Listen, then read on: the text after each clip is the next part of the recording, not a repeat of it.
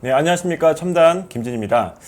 네, 국내 최대 스마트 팩토리 자동화 전시회인 스마트 팩토리 오토메이션 월드 2021 전시회가 이제 한 달 앞으로 다가왔습니다. 9월 8일부터 10일까지 코엑스 1층과 3층에서 개최되는 이번 전시회는 한국산업진흥화협회, 그리고 사단법인 한국머신비전 산업협회, 코엑스, 첨단 등 공동주관사 4곳이 심혈을 기울여서 최선을 다해서 준비를 하고 있습니다. 성공적인 개최가 기대가 되고 있습니다. 스마트 팩토리와 자동화, 그리고 이제 머신비전 산업 트렌드 이슈, 그리고 다양한 제품들, 그 다양한 기술 등을 온오프 라인을 통해서 확인을 하실 수 있습니다. 네, 스마트 팩토리 오토메이션 월드 2021 전시회에 많은 관심과 참여 부탁드리도록 하겠습니다. 그 4개 공동 주관사는 한 달 동안 매주 수요일 스마트 팩토리 오토메이션 월드 2021 프리뷰 웨비나를 개최를 하고 있습니다. 네, 매주 수요일 오전 10시부터 1시간 동안 개최가 되는데요. 네, 8월 11일부터 개최가 됩니다. 프리뷰 웨비나 첫 회는 정책을 담다, 그리고 두 번째, 세 번째는 신제품, 신기술을 담다라는 내용으로 방영이 되고요. 그리고 마지막 네 번째는 전시회 120% 활용하기 등의 주제를 통해서 스마트 팩토리 오토메이션 월드 2021 전시회를 미리 엿볼 수 있는 시간을 마련을 했습니다. 많은 관심과 더불어 시청도 부탁드리도록 하겠습니다. 네, 오늘 그 첫 번째 시간으로 정책을 담다 편에서는 스마트 제조혁신 추진단을 이끌고 있는 박항구 단장님을 모시고 인터뷰를 진행을 해봤습니다. 저희가 이제 코로나 상황이어서 줌을 통해서 인터뷰를 진행을 했다는 점 미리 말씀을 드리도록 하겠습니다. 네. 스마트 제조혁신 추진단은 이제 국내 중소중견 제조기업을 대상으로 한 스마트 공장 보급 확산 사업을 진행을 하고 있고요. 지난해까지 총 19,799개의 보급을 진행을 한 바가 있습니다. 그리고 그 K 스마트 등대 공장, AI 중소벤처 제조 플랫폼 캄프 등을 운영을 하고 있습니다. 네, 이러한 경험을 토대로 국내 제조업의 디지털 트랜스포메이션의 방향을 들어보도록 하겠습니다. 그러니까 웨비나 진행 중에 궁금한 점이 있으시면 바로바로 실시간 그 채팅창을 통해서 질문을 해주시면 저희가 질문들을 모아서 향후에 답변을 드리도록 하겠습니다. 그러면 박항구 단장님과 진행한 줌 인터뷰 영상 한번 보시고 다시 오도록 하겠습니다. 네, 그러면 단장님 인터뷰 간단하게 시작하겠습니다. 저희가 이제 스마트 제조혁신 추진단이 출범한 지 2년을 맞이했죠. 7월 초에. 예. 제가 점수로 매긴다면 몇 점 주실 수 있는지 한번 여쭤봤거든요. 참 어려운데 100점 만점에 네. 제가 생각할 때는 한 85점 85점이요? 정도 수준이라고 볼 수 있어요. 준수합니다. 그 이유는 네네. 우리가 스마트 공장을 구축한다 하면서 실제적으로 우리나라에서 스마트 제조혁신을 추진하는 내용이 대부분이 네네. ERP 시스템이나 MES, PLM, SCM 등 그 업무용 툴 중심으로 도입이 됐기 때문에 네네. 원래 스마트 공장이라는 건 똑똑한 공장이고 생각하는 공장을 만드는 건데 네. 그러려면 제조 현장이 자동화되고 또 자동화된 설비로부터 제조 로 데이터를 수립을 해서 디지털화를 하고 그 축적된 데이터를 이용해서 인공지능 두뇌를 만들어서 사람이 모니터링하고 분석하고 판단하는 것 대신에 인공지능이 수행하도록 해줘야 되는데 네네. 그 부분이 우리가 좀 부족하지 않았나 생각을 합니다. 그래서 실제적으로 아직은 멀었다. 아직 멀었다. 그래서 원래 제가 이제 부임하고 나서 2년 동안에 가장 중점적으로 추진하려고 했던 것이 네네. 업무용 툴보다는 생산 현장의 3D 작업이나 단순 반복 작업을 자동화하고 자동화된 설비로부터 제조 로 데이터를 체계적으로 수집 저장해 놓으면 네네. 거기에 인공지능 솔루션을 도입을 해서 제조업이 경제적인 가치, 데이터의 가치를 창출할 음, 수 있도록 하는 것이 가장 큰 사업이라고 할 수 있지요. 근데 그런 게 좀 많이 네네. 부족하지 않았나 네. 생각해서 네. 85점 정도. 근데 열심히 하셨습니다. 네. 예, 예. 뭐 이어지는 질문인데, 어쨌든 지금도 뭐 일부 말씀을 해주셨는데, 그러니까 아쉬웠던 점과 이제 가능성을 본 부분도 있을 거 아닙니까? 예, 예, 예, 예. 예. 그런 부분들 좀 말씀해 예. 주시면요. 지난 2년 동안 제가 부임해서 좀 가장 아쉬웠던 점은 우리나라 중소기업 사장님들이 음, 정부의 자금을 이용해서 경제적인 효과를 볼 수 있도록 네네. 노력을 해줘야 되는데 음, 정부가 1억 추진하면 도입기업도 1억 내고 실제적으로 1억이 필요한 게 이제 프로젝트를 ERP나 MES 시스템을 만약에 도입한다 하더라도 네네. 소요되는 예산이 기업에 따라 다르겠지만 4억, 5억 정도 들 텐데 맞습니다. 네. 정부가 1억 지원해 주니까 뭐 1억 원어치 자기들 1억 하면 2억 원어치만 도입하다 보니까 음, 실제적으로 그런 업무용 툴을 도입하더라도 생산적인 효과가 경제적인 효과가 음, 적은 거죠. 네네네. 그러다 보니까 이제 완벽한 기능을 도입하지 않고 일부 기능만 도입하니까 경제적인 활용성도 두고 경제적인 효과 창출이 미흡했다. 음, 그래서 가능하면 이제 좀 이게 중소기업 사장님들이나 중견기업 사장님들이 실제적으로 스마트화가 필요하다면 자기 정부 지원 일부를 받고 나머지는 좀 과감한 투자를 해줘야 되는데 네네. 그런 부분이 좀 아쉬웠다고 생각이 됩니다. 네. 네네. 그 가능성을 본 부분은 어떤 부분일까요? 그래도 이제 저는 코로나 19가 팬데믹이 오면서 우리 네네. 중소기업들이 스마트 공장 보고 박산 사업을 하지 않으면 어떨까, 않을까 하는 걱정이 아, 있었어요, 사실. 하지 않게 되면, 네네. 그렇죠. 하지 않게 되면 어떨까 이제 고민을 했는데 네네. 실제적으로 이 제조기업들이 코로나로 인해서 우리나라에 에, 미치는 영향, 즉 글로벌 서프라이 체인이 무너지고 자국 중심으로 바뀌면 재편될 가능성이 음, 있다는 생각이 들기 때문에 네네. 우리는 사실 글로벌 기업들한테 부품이나 자재를 공급하는 나라잖아요. 수출하는 나라이기 때문에 그렇죠. 네네. 만약에 수출이 못한다면 경쟁력을 어떻게 얻지? 그러면 음, 국내 시장에서 싸워서 이겨야 되나? 뭐 다양한 생각을 하다 보니까 음, 음, 우리나라 기업들이 야 지금 이런 시기에 스마트 제조 혁신을 하지 않으면 네네. 글로벌 경쟁력에서 좀 음, 뒤떨어지지 않겠냐 해서 이제 네네. 모든 기업들이 이왕에 뭐 하려고 하는 거 정부가 지원해 주니까 여기에 좀 더 박차를 가야 되겠다 음. 해가지고 작년 11월 달에 스마트 공장 보고 박산 사업의 예산이 소진이 됐어요. 아, 그만큼 그렇습니까? 그전에는 19년도에는 12월 남았죠. 달에도 목표 네네. 달성을 못 해가지고 제가 네. 어려움을 많이 받았는데 네. 작년에는 11월 달에 음, 예산이 소진됐다는 얘기는 그만큼 이제 제조기업들이 스마트 공장을 구축해야 되겠다는 필요성을 그렇죠. 느낀 것 같아요. 네네. 네네. 그래서 상당히 음, 이 보람 있게 생각하고 그거에 음, 따라서 이제 올해에는 저희들이 이제 그동안에 공급 기업 중심에서 네네. 제조 기업 중심으로 이제 패러다임을 전환하면서 음, 그동안에는 공급 기업과 도입 기업이 서로 협약해서 오면 바로 우리가 공급 기업한테 자금을 지원해 줬는데 네네. 이번에는 이제 2월달, 4월달, 6월달에 이제 한시적으로 모집을 해서 네. 제조기업들이 한 장의 사업계획서를 작성을 해서 신청을 하면 저희들이 현장 실사하고 평가해서 어, 음, CEO의 열정이 있고 음, 임직원들의 생각이 필요성을 느낀다는 기업을 중심으로 해서 네네.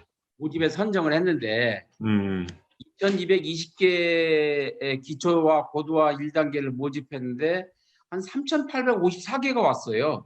와, 그러니까 그 10대 1이 1.6의 넘었네요. 네. 경쟁률이 그렇죠. 1.6의 경쟁률을 보인 걸 보면 상당히 제조기업에서 앞으로 추진해야 음, 되겠다는 생각들을 많이 하고 있는 것 같고 네네. 그 이후로 우리가 고도화 2사업, 즉 사업을 네네. 지원해주는 사업을 했는데 네네. 30개 기업을 모집하는데 78개사가 모였으니까 한 6대 1 정도 됐지요. 그런 걸로 그렇죠. 보면 음. 앞으로 우리나라의 중소 중견기업의 CEO들이 경영자들이 이제 그 스마트 제조혁신의 필요성을 느끼지 않았나 이렇게 생각이 네네. 됩니다. 맞습니다. 그러니까 민간업동 이제 스마트 공장 추진단의 어쨌든 바통을 이어받아가지고 제조혁신 추진단이 그 이제 그렇죠, 그렇죠, 결실을 그렇죠. 네, 이제 맺어가는 이제 단계로 보이는데 어쨌든 이제 부임하시고 나서 다양한 사업들을 이제 추진해 오셨잖아요. 나름대로의 네네. 이제 목표를 가지고 좀 추진해 오셨는데 그러니까 주목할 만한 좀 성과 지표가 있을까요? 네. 그렇죠. 지금 현재 가장 제가 공들여 오는 게 뭐냐면 네네.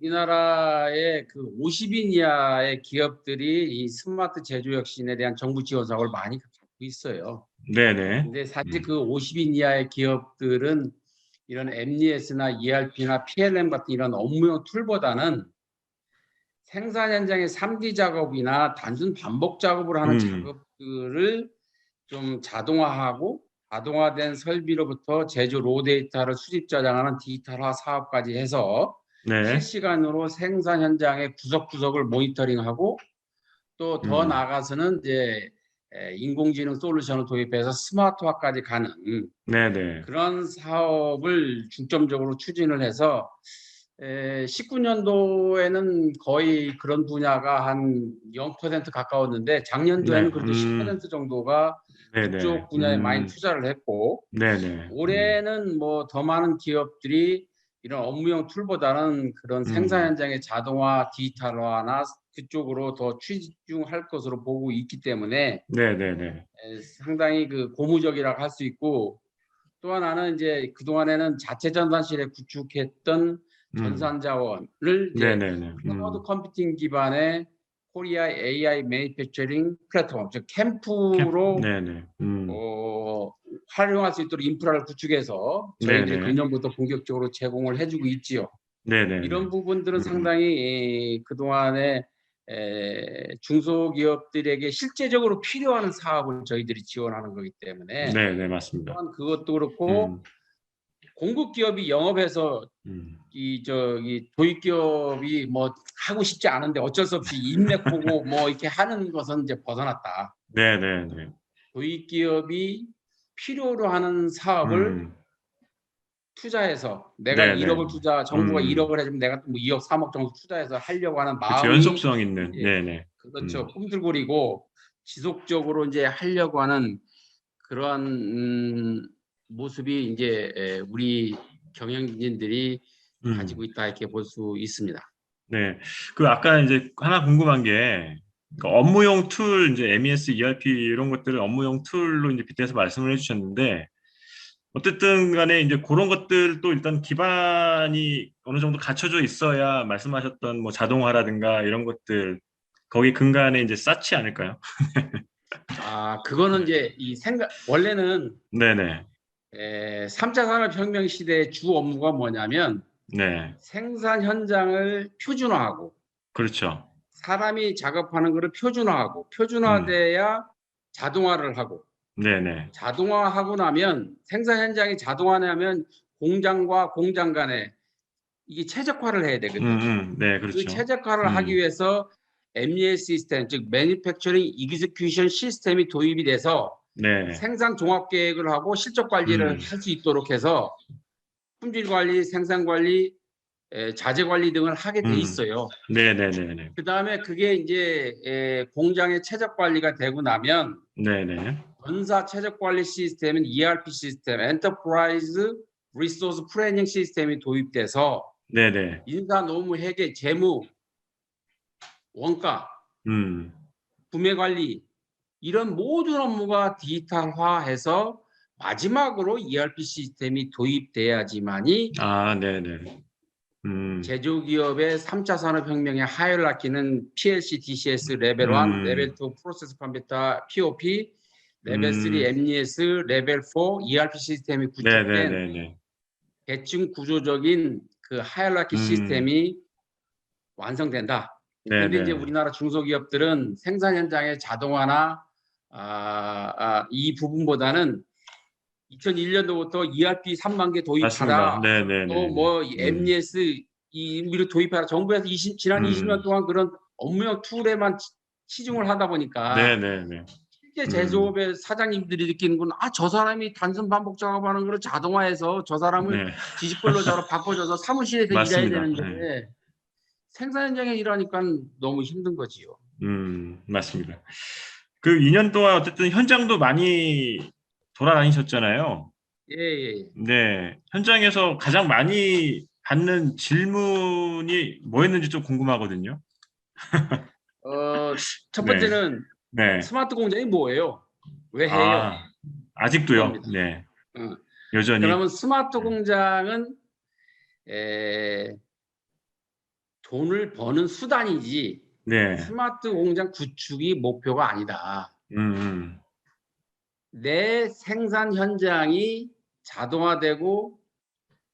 디지털화돼서 네네, 사람이 일하는 그 작업자의 부하를 경감하고 단순 음, 근로자를 지식 근로자로 바꿔주면서 네네, 사무실에서 에어컨이 나오는 시원한 사무실에서 생산 현장에 이런 자동화 기계가 만들어 해주고 대신에 음, 사람은 사무실에서 어떻게 하면 더 자동화 설비에 대해서 원가 절감을 할 수 있고 품질을 향상할 수 있고 생산성을 높일 수 있는지 그런 지식 그렇죠. 근로자로서의 네, 역할을 하고 네네, 고민을 하도록 해줘야 된다는 거죠. 그런데 네네, 이제 그런 건 하지 않고 스마트 공장이 꼭 그 어떤 달성의 목표인 양 뭐 이게 음, 구축 안 하면 안 되는 그런 목표는 네네, 아니다는 거지. 즉 음, 경제성이 없으면 스마트 공장 추진할 필요 없어요. 그렇죠. 네, 사람의 두 사람을 줄이기 위해서 로봇이나 자동화 설비를 도입하는데 돈이 경제성이 안 나오면 하면 안 돼요. 음, 그죠? 근데 스마트 구축 측면에서 보면 해야죠.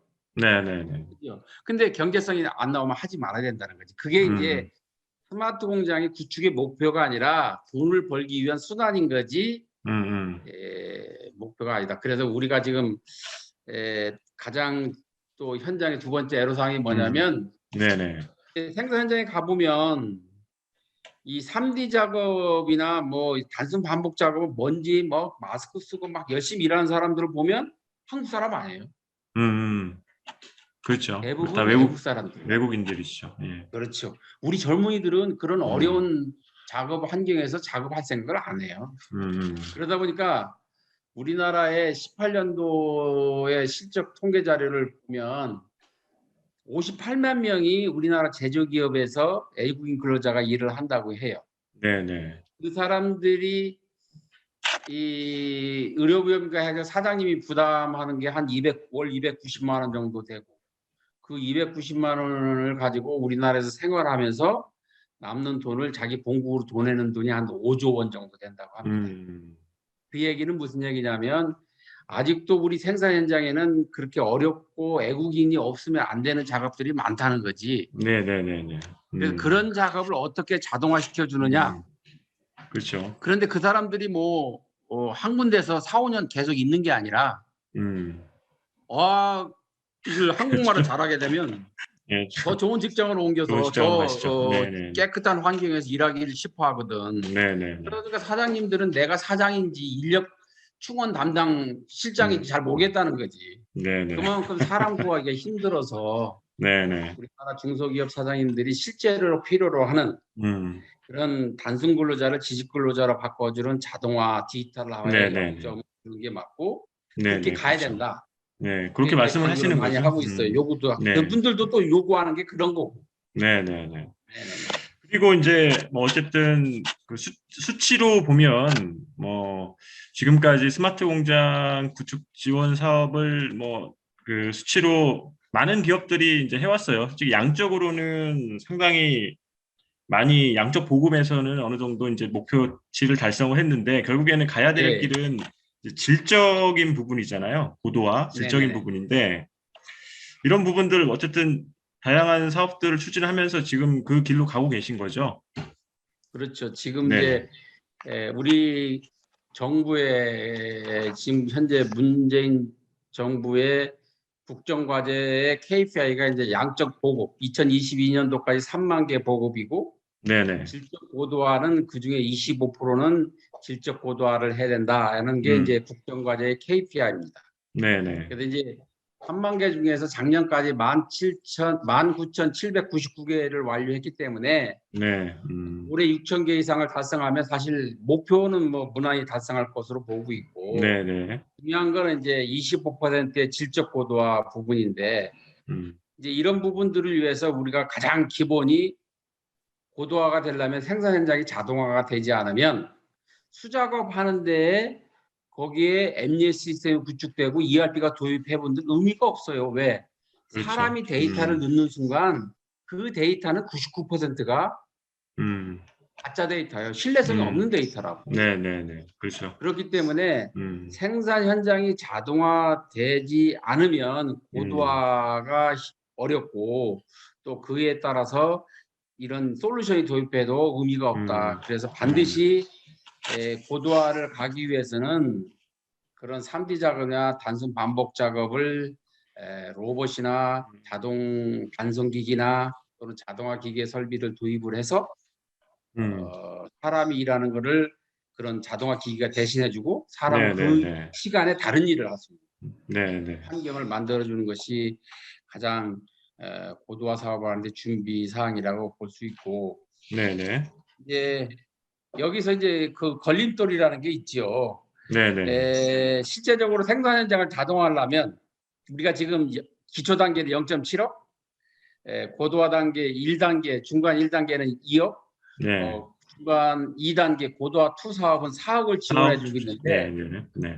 사실 자동화를 하는데 사실 돈이 네. 10억 많이 정도밖에 들어가죠. 안 돼요. 많이 들어가죠. 근데 정부는 얼마 더 안 해준다는 음. 거지.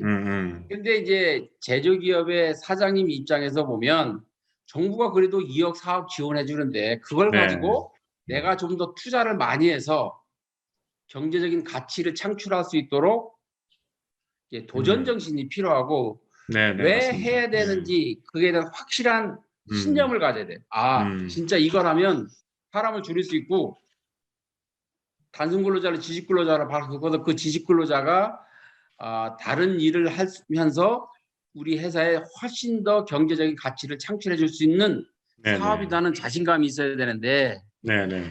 그런 게 부족한 것이 이제 하나의 걸림돌이면서도 그 걸림돌을 해소하기 위해서는 우리 컨설턴트 하시는 분들이 기업에 가서 그 기업의 1단계부터 5단계까지 구축을 하기 위한 마스터 플랜을 잘 수립해 줘야 돼요. 그거는 우리 컨설턴트의 정부 예산 가지고 해야 되는 게 아니라 자기들의 앞날의 비전을 그렇죠. 수립을 해서 단계적으로 실행 전략을 수립한 다음에 그게 사장님부터 경영자부터 임직원들이 공감대가 형성이 돼야 미래의 비전을 보고 달성 전략과 실행 방안을 가지고 단계적으로 추진할 수 있는 거거든요. 네네. 근데 이제 정부에서 지원한 요것만 하다 보니까 이제 큰 비전이 없다 보니까 전 직원들이 공감대가 형성되지 않았다는 게 가장 큰 문제고 또 하나는 독일에서도 이제 2011년도에 인더스 4.0이라는 걸 추진하다가 네. 2016년도 16년도 들어오면서 이제 플래트폼 인더스 4.0이라는 캐치프레이스를 바꾸면서 관주도의 노조가 참여하는 형태로 바뀝니다. 네네. 결국은 무슨 얘기냐면 스마트 제조 혁신을 하는데 아무리 좋은 기술과 좋은 장비가 도입돼도 그 구성원들이 생각하는 맞죠. 수준이 높아지지 않으면 네네네. 네. 사고가 바뀌지 않으면 어렵다는 거죠. 네네. 그래서 이제 그런 사고를 바꾸기 위해서 노조가 참여를 하고 노조가 내가 작업하는 일에 자동화, 디지털화, 스마트화하는 아이디어를 내고 그 아이디어에 따라서 구현하는 그래서 실제적으로 그런 그 근로자들이 생각하는 새로운 아이디어를 기반으로 해서 IT, DT, OT를 전문적으로 하는 사람들이 협업해서 제조 네네. 혁신을 하는 것이 가장 중요하다. 그래서 독일에서는 인센티브를 스마트 제조 혁신에 인센티브가 있으면 그걸 금전적으로 상여금을 주는 것도 있고 그보다 더 중요한 것이 이런 노조가 직접 참여해서 아이디어를 발굴하고 네네. 사업을 실행해서 경제적인 성과를 도출하면서 본인이 단순 근로자에서 지식 근로자로 바꿔 그런 자긍심, 성취욕을 느끼게 하는 것이 상당히 중요하다고 볼 수 있습니다. 네, 어쨌든 저희도 이제 그런 부분들을 충분히 이제 벤치마킹을 할 필요가 있겠네요. 네. 그렇죠. 네네네. 음, 그래서 이제 저희들도 그런 질적 고도화를 위해서 이제 기초 수준은 한 0.7억. 그러고 네네. 이제 고도화 1, 고도화가 2억 사업을 해서 결국은 8억짜리 프로젝트가 되다 보니까 네네. 우리 정부 전체적으로 보면 3억 프로젝트에서 8억 프로젝트로 뛴 거니까 작년도 올해부터 그렇죠. 엄청 큰 예, 프로젝트로 상당히 예, 뛰었거든요. 많이 지원이 음, 되고 비용이 많이 들어가면서 이제 그 업체 입장에서도 이제 고도화를 할 수 있는 충분히 고도화를 할 수 그렇죠, 있는 그렇죠, 그렇죠, 네, 그렇죠. 그런 바탕이 마련이 되는 것 같습니다. 그리고 또 이제 네, 네네 말씀하시죠. 아니 그러다 보니까 이제 음, 저는 사실 2억짜리, 4억짜리 하게 되면 제조기업이 2억, 4억 내기가 쉽지 않으니까 걱정을 네네. 했는데 네네. 오히려 경쟁률이 더 높아졌다는 거지. 왜냐하면 돈을 네네. 많이 줌으로 해서 자기들도 더 투자할 여력이 있다. 그렇게 우리나라 이 제조기업의 사장님들도 음, 미래에 대응하는 자세가 많이 그렇죠. 변화됐고 유연해지시고 변화되신 것 분들도 같아요. 그렇죠, 네, 그렇죠. 네, 하고자 하는 의욕이 좀 네. 뭐 일할 높아진 것 어쨌든 같습니다. 뭐 지금 고령화며 여러 가지로 이제 얘기들이 많이 나오고 있잖아요. 일할 사람도 부족하고 자동화 돼가고 있고 이런 얘기들을 뭐 기사나 언론을 통해서 많이 들으실 거기 때문에 필요성에 그렇죠, 대해서 그렇죠, 많이 그렇죠, 공감을 그렇죠. 하실 겁니다. 네. 예, 그런 것 같아요. 네네네. 네. 그리고 이제 최근에 그 K스마트 등대 공장 언제 그 업체들 발표하나 했더니 이제 최근에 또 발표하셨어요. 한 20개 업체 발표하셨죠? 네네네네. 네, 네. 이게 어떤 의미가 있을까요? 이게 그냥 단순히 따라하는 거 아니냐라는 우리가 그런 이제 것도 있을 수 있는데, 네, 네. 에, 이게 이제 작년까지는 단기성 네. 투자였어요. 단기성 투자. 네, 네. 제조기업이 기초 단계 한다. 그럼 기초 단계 지원해주고 고도화 음. 1 사업한다. 그럼 고도화 1 사업하고 안 하면 뭐 지원 안 해주고 신청 네, 안 네. 하면 음. 그런 그 단기성 그럼에 원하는 데만 이렇게 지원해주는 형태였죠. 네, 네, 네. 그러다 그렇죠. 보니까 이제 무슨 문제가 있냐면 기업이 지속 성장을 하기 위한 마인드가 부족하다는 거지. 음. 그러니까 있을 때 해보고 뭐 영업 사원들이 많이 막 공급들이 영업하면 마지막에 따라가든 이런 음. 사업을 해서는 안 된다. 음. 그렇게 해야 사용 활용률이 적어지는 거죠. 네, 네, 네. 투자해놓고 경제 효과가 부족한 거지. 음. 이제 이런 문제를 해결하려고 하면 어떻게 해야 되느냐? 그러면 장기적인 투자 계획을 세워서 장기적으로 지원하자. 음. 그러면 정책을 수립하는데 예전에 뭐 그렇게 장기적으로 지원한 정책도 많이 있었죠. 그렇죠. 근데 이제 정책이라는 거는 서로 중복성 있고 과거에 했던 거를 또 다시 하게 된 문제가 있기 때문에 음. WEF에서 하는 등대 공장 라이트하우스를 기반으로 해서 네, 그러니까 네. 최종적으로 우리나라 중소 중견기업들이 라이트하우스에 등재될 수 있는 수준이 음. 되려면 네. 최소한 3년 정도는 저희들이 집중적으로 선정한 기업은 해야 된다. 음. 그래서 이제 19개가 신청을 해서 네, 네, 10개 네. 아, 기업을 10개죠? 선정을 네, 네. 했습니다. 네, 네네네. 정정하겠습니다. 그래서 10개 기업이 10개 기업을 선정됐죠. 선정을 네. 해가지고 네. 매년 4억씩 3년 동안 지원을 해주게 돼 있어요. 그럼 12억이 지원이 되는 거네요. 네. 그렇죠. 그러니까 음. 그 기업의 기초 단계든 중간 음. 단계든 이건 관계없이 음. WEF 3년 후에는 WEF에 등재될 수 있도록 음. 저희들이 가이드라인을 만들어 놨고 네, 그에 네. 따라서 집중적으로 당신네 기업에는 요런 걸 투자해야 음. 등대 공장이 등재될 수 있기 때문에 네, 네, 네. 전혀 다른 스마트 공장이 아니라 이제 K 스마트 등대 공장이라고 했지만 사실 등대 공장인데 그냥 등대 네. 공장이라고 이를 써놓으면 등대 공장은 심사 그렇죠. 기준이지 네, 네, 네. 맞습니다. 그 프로그레스가 아니거든. 그래서 우리는 음. K 스마트 공장 등대 공장이라 해가지고 음. WEF에서 등대 공장의 평가 가이드라인이 있어요. 네, 그게 네, 네. 그걸 보면 이제 소개를 하자면 첫 번째가 이제 4차 산업혁명 기술을 얼마만큼 많이 적용하고 그에 맞습니다. 대한 네. 재무 성과나 재정 성과, 운영 성과가 얼마 있는지 이런 거에 대한 점수가 한 50점 되고 네, 네. 또 유스케이스가 한 40개 정도 가이드가 돼 있어요. 그 40개 어, 유스케이스 중에서 음, 몇 개를 적용해서 효과가 얼마큼 나는지 점수가 한 50점 되고, 네네네. 그다음에 4차 산업혁명의 이네이블러 기술, AI, 빅데이터, 블록체인, 네네네. 뭐 클라우드 컴퓨팅, 또 다양 CPS, 디지털 트윈 등 여러 가지의 4차 산업혁명의 이네이블러 기술 중에서 몇 개를 도입을 했고, 그거를 상호 기존 기술과 융합이 돼서 융합해서, 어느 정도 확장성 있게끔 도입이 됐느냐, 그게 한 네네네네. 50점. 네네.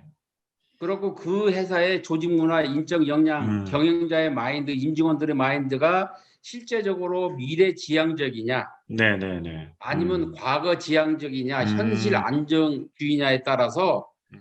역량을 평가하는 50점 해가지고 토탈 한 200점을 200점. 점수화해서 네네네. 평가를 하고 있습니다. 그래서 네. 저희들도 그런 유스케이스나 음, 신기술, 그리고 인적 역량을 중심으로 해서 기업들이 3년 동안 지원하면서 일단 1년 차에는 좀 이걸 해주시고, 2년 네네네. 차는 이거 해주고, 3년 차 이거 해서 이제 집중적으로 3년 후에는 우리나라가 등재 공장에 많은 기업들이 등재할 수 있도록 하겠다 하는 측면에서 네네. 이제 우리가 음.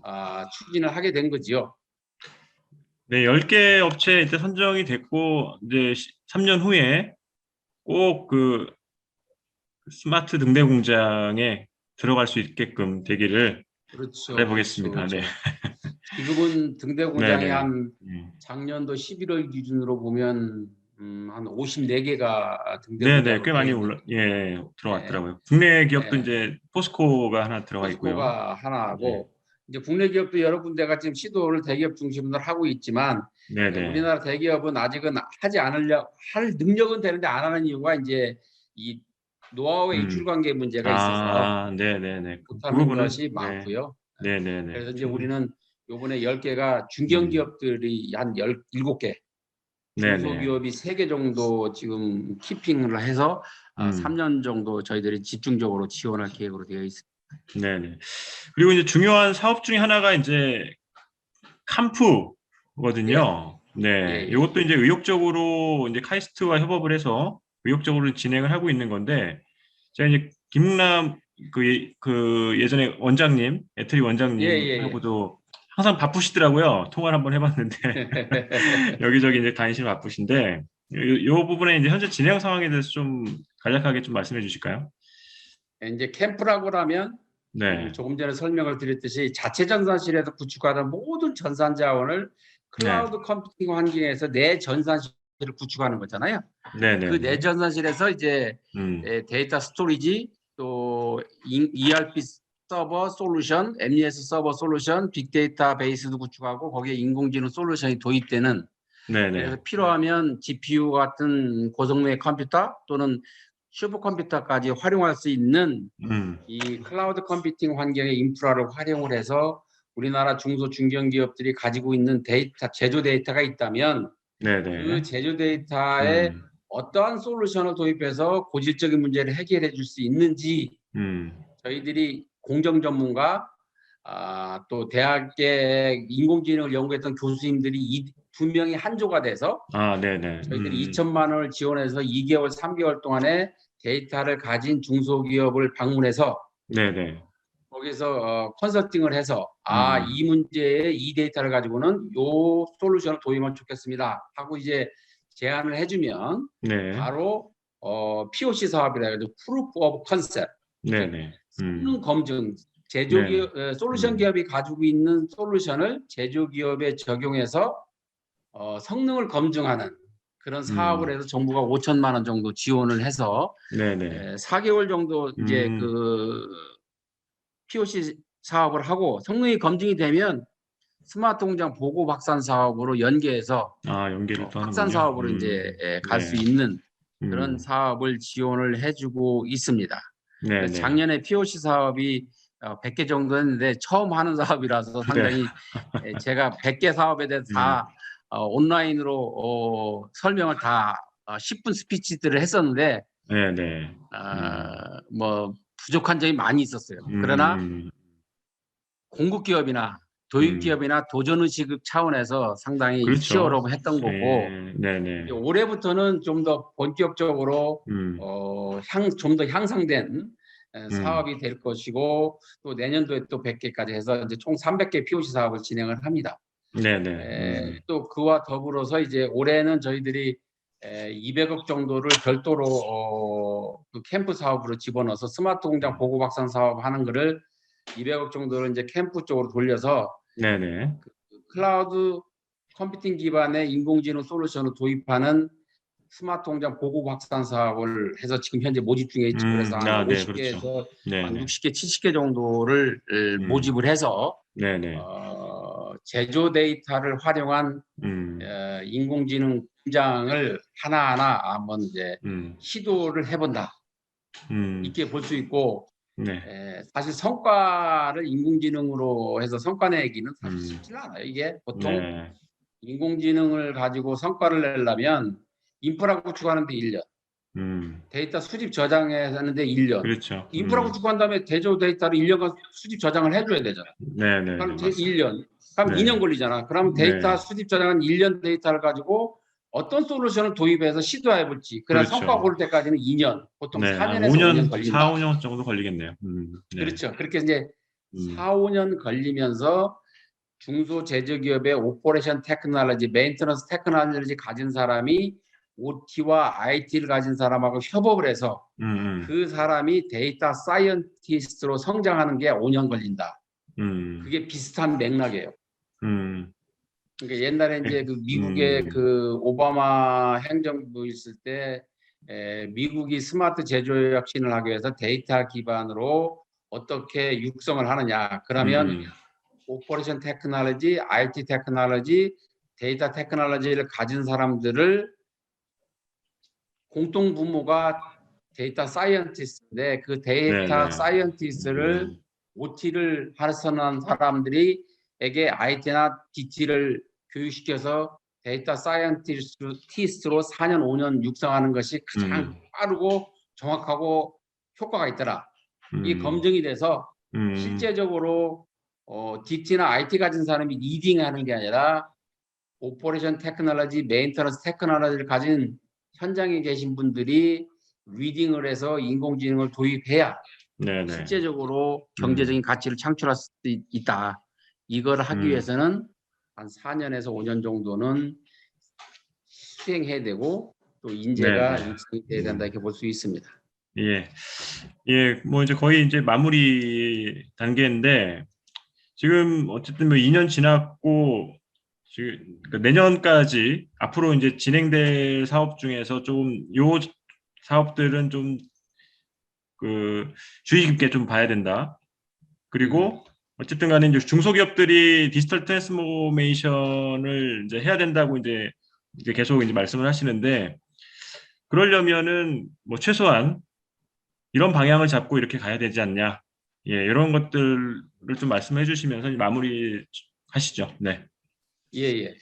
이제 제일 중요한 게 이제 우리가 클라우드 컴퓨팅으로 가려면 네네.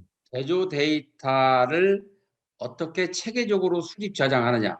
네네. 우리나라 중소기업에서 우리나라 제조기업에서 로봇이다. 그러면 로봇에 대한 데이터를 수집할 때는 데이터 수집 항목, 데이터 속성, 수집 주기, 그 다음에 수집 단위 이런 게 다 표준화돼야 되거든요. 네네네. 표준화가 안 되면 나중에 그 동일한 장치에 대한 솔루션이 도입이 됐을 때 데이터를 새로 수집하지 않으면 안 되는 그런 가비지 데이터를 저장할 수 있기 때문에 저희들이 가장 중점적으로 또 올해부터 추진하는 것이 작년에 이제 독일하고 협업을 해서 어셋 어드미니스트레이션 쉘 기반 AES 기반의 데이터 수집 저장 프로세스를 표준화했고 네네. AES 템플릿을 작성하는 매뉴얼을 만들고 또 PLC에서부터 엣지 게이트웨이를 거쳐서 클라우드 컴퓨터까지 데이터를 수집 저장하는데 OPC UA 통신을 기반으로 해서 소프트웨어를 표준화해서 소프트웨어도 중소 공급 기업들에게 무료로 배포를 해주고 있어요. 또 그에 따라서 이제 이론 교육을 참여한 분들이 한 1,400명이 참석을 하였고, 네.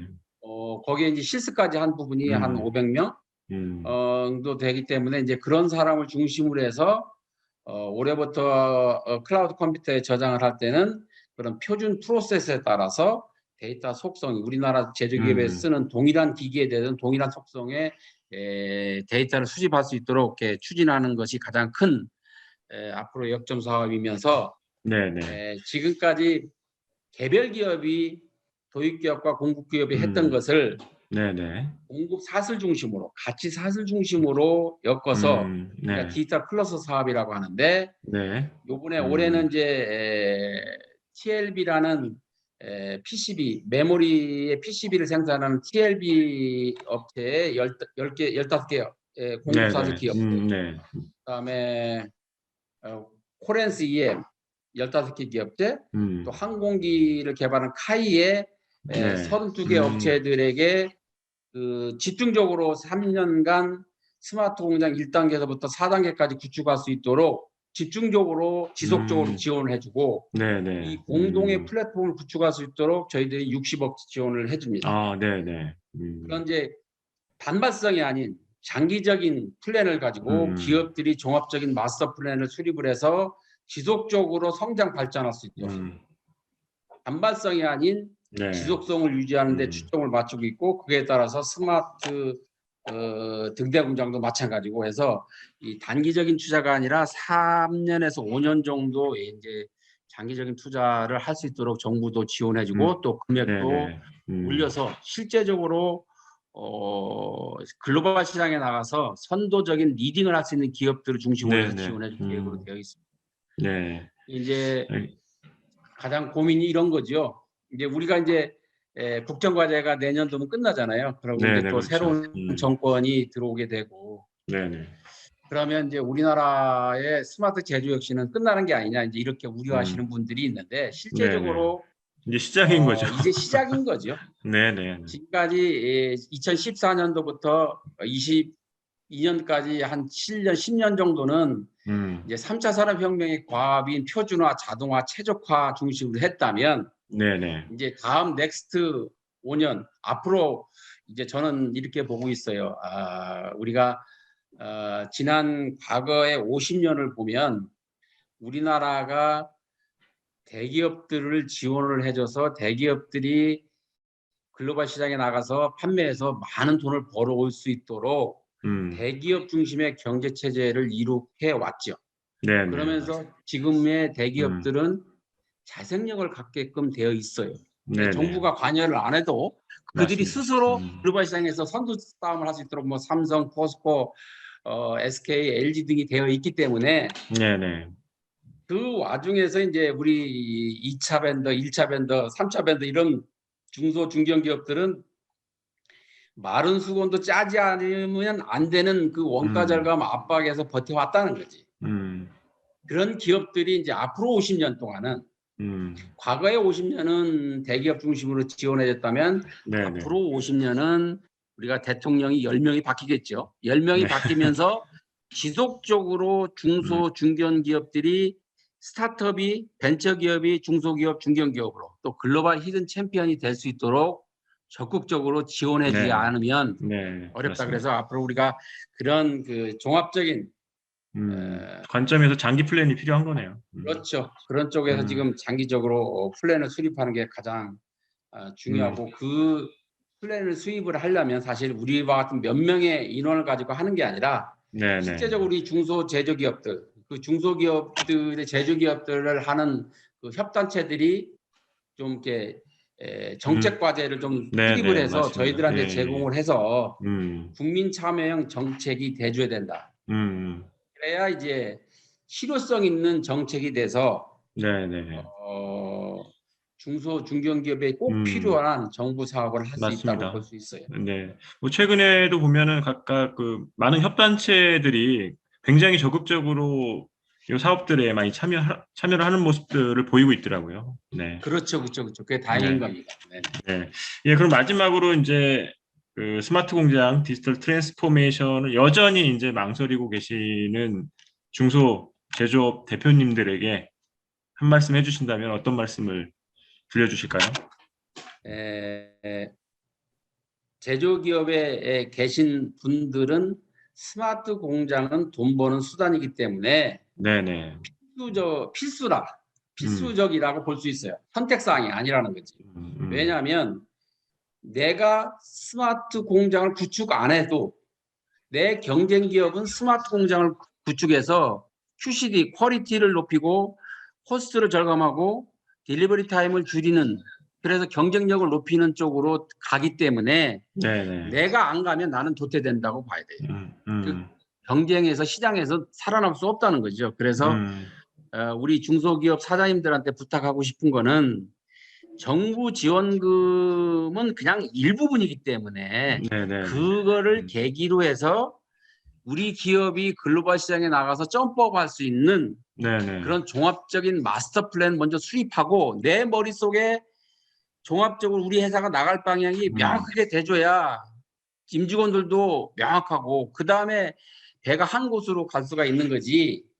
그런 그 사장님의 명확한 생각을 이 텐지블하게 네, 모든 네. 사람들이 공감대를 가질 수 있도록 로드맵을 구성을 해서 구성원들이 다 함께 추진하고자 하는 성취욕과 달성 의욕이 있을 때 그 기업은 지속 성장할 수 있다. 그래서 가능하시면 그런 컨설턴트 기업들을 좀 활용을 해서 우리 기업이 앞으로 10년, 20년, 100년을 보고 내다볼 수 있는 그런 종합적인 마스터 플랜을 수립을 해서 도전하는 것이 중요하고, 또 우리 이 공급 기업 사장님들한테 부탁하고 싶은 거는 지금까지는 단일 솔루션을 가지고 그렇죠. 중소기업 전산실에 전산기를 공급하고 거기에 솔루션을 공급했지만 또 다른 솔루션, 예를 ERP를 도입하고 MES를 도입하려고 하다 보니까 MES 도입하는데 ERP하고 인터페이스가 안 돼가지고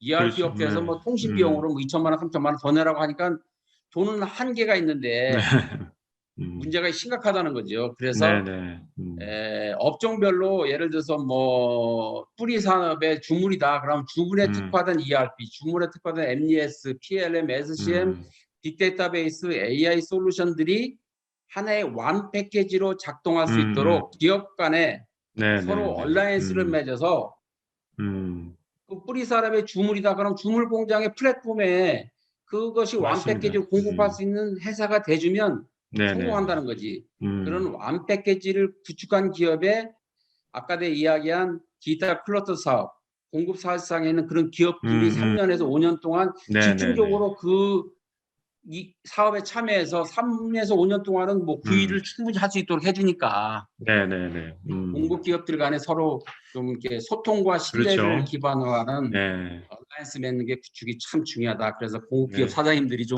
자기 주장 너무 많이 피시 마시고 네. 관련 기업들 간에 서로 경쟁되지 않는 기업들, 서로 분야가 다른 기업들이 하나의 완 패키지 솔루션을 만들어서 하나의 기업처럼 이렇게 움직이면 클라우드 컴퓨팅 상에서 제조기업의 솔루션이 SaaS로서 소프트 에서 서비스로서 인정받고 또 그 인정받으면 그 인정받은 것이 클라우드 컴퓨팅 상에서 글로벌 시장에 쉽게 맞습니다. 판매될 수 네네. 있다. 이렇게 볼 수 있습니다. 그러니까 멀리 봐야 되고 파일을 키워야 되고요. 그렇게 하는 그렇죠. 길이 또 이제 공급 업체로서의 이제 경쟁력을 또 갖는 길이라고 생각을 합니다. 네. 그렇죠. 그렇죠. 맞습니다. 네, 알겠습니다. 뭐 지금 한 4, 50분 정도, 예, 제가 옆에 계셨으면 커피라도 드릴 텐데 커피도 못 드리고, 예, 감사합니다. 네. 스마트 제조혁신 추진단을 이끌고 계신 우리 박한구 단장님, 남은 임기도 우리 중소제조업의 혁신을 위해서 힘써주시기를 바라겠고 앞으로 응원하겠습니다. 예, 감사합니다. 네, 고맙습니다. 네, 스마트 팩토리 오토메이션 월드 2021 프리뷰 웨비나 제1탄 정책을 담다. 스마트 제조혁신 추진단을 이끌고 계신 박한구 단장님과의 줌 인터뷰 영상을 보고 오셨습니다. 어떻게 이제 중소기업들, 중견기업들의 이제 스마트 제조의 방향들에 대해서 이제 말씀을 해주셨습니다. 네, 현재 그리고 다양하게 추진되고 있는 부분들의 성과 그리고 앞으로의 정책 방향 등에 대해서 들어봤고요. 이 부분에 대해서 이제 좀 더 이제 깊이 있는 질문들 많이 올려주신 것들은 저희가 그 스마트 제조혁신 추진단을 통해서 답변을 받아가지고 다시 전달을 해드리도록 하겠습니다. 네, 9월 8일부터 10일까지 코엑스에서 개최되는 스마트 팩토리 오토메이션 월드 2021 직접 참관하시면 박한구 단장님께서 말씀해주신 다양한 분야의 뭐 제품, 뭐 AI 관련된 내용들 그리고 여러 가지 분야의 그 제품과 솔루션을 한꺼번에 눈으로 직접 확인하실 수 있으니까 그 기회도 꼭 활용하셨으면 좋겠습니다. 스마트 팩토리 오토메이션 월드 2021 프리뷰 웨비나 1탄 정책을 담다 편은 여기서 마치고요. 저는 8월 18일 진행되는 프리뷰 웨비나 2탄 신제품 신기술을 담다 제 1편에서 다시 찾아뵙도록 하겠습니다. 네, 끝까지 시청해 주셔서 고맙습니다. 감사합니다.